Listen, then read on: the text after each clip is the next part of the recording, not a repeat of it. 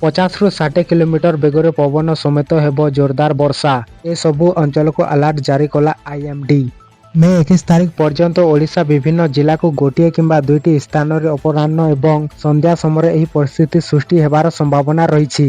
18 ମଇ ଦିନ ଅପରାହ୍ନ ସନ୍ଧ୍ୟା ସମୟରେ ମାଲକାନଗିରି, କୋରାପୁଟ, ରାୟଗଡ଼ା, ଗଜପତି, ଗଞ୍ଜାମ, ମୟୂରଭଞ୍ଜ, ଢେଙ୍କାନାଳ, ଯାଜପୁର, ସୁନ୍ଦରଗଡ଼, ଝାରସୁଗୁଡ଼ା, ନବରଙ୍ଗପୁର, ନୂଆପଡ଼ା, କେନ୍ଦୁଝର, ବାଲେଶ୍ୱର ଓ ଭଦ୍ରକ ଜିଲ୍ଲା ଗୋଟିଏ କିମ୍ବା ଦୁଇଟି ସ୍ଥାନରେ 50ରୁ 60 କିଲୋମିଟର ବେଗରେ ପବନ ବହିବା ସହିତ ବଜ୍ରପାତ ହେବା ନେଇ ଆଇଏମ୍ଡି ପକ୍ଷରୁ ଅରେଞ୍ଜ ଆଲର୍ଟ ଜାରି କରାଯାଇଛି। 18 ମଇରେ ଜଗତସିଂହପୁର, କେନ୍ଦ୍ରାପଡ଼ା, କଟକ, ବରଗଡ଼, ସମ୍ବଲପୁର, ଦେବଗଡ଼, ଅନୁଗୁଳ, ପୁରୀ, ଖୋର୍ଦ୍ଧା, ନୟାଗଡ଼, ସୋନପୁର, ବୌଦ୍ଧ, ବଲାଙ୍ଗୀର, କଳାହାଣ୍ଡି ଏବଂ କନ୍ଧମାଳ ଜିଲ୍ଲା ଗୋଟିଏ କିମ୍ବା ଦୁଇଟି ସ୍ଥାନରେ ଅପରାହ୍ନ ସନ୍ଧ୍ୟାରେ ବଜ୍ରପାତ ସହିତ ଝଡ଼ ବର୍ଷା ଏବଂ 40ରୁ 50 କିମି ଘଣ୍ଟା ବେଗରେ ପବନ ବହିବାକୁ ନେଇ ୟେଲୋ ଆଲର୍ଟ ଜାରି ହେବାର ସମ୍ଭାବନା ରହିଛି।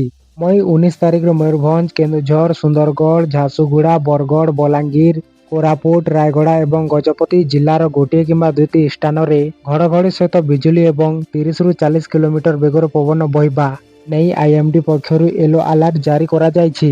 ମଇ 20 ତାରିଖ ଦିନ ଅପରାହ୍ନ ସନ୍ଧ୍ୟା ସମୟରେ ମୟୂରଭଞ୍ଜ, କେନ୍ଦୁଝର, ସୁନ୍ଦରଗଡ଼, କୋରାପୁଟ ଏବଂ ରାୟଗଡ଼ ଜିଲ୍ଲାକୁ ଗୋଟିଏ କିମ୍ବା ଦୁଇଟି ସ୍ଥାନରେ ଘଡ଼ଘଡ଼ି ସହିତ ବିଜୁଳି ଏବଂ 30ରୁ 40 କିଲୋମିଟର ବେଗରେ ପବନ ବହିବା ପାଇଁ ୟେଲୋ ଆଲର୍ଟ ଜାରି କରାଯାଇଛି।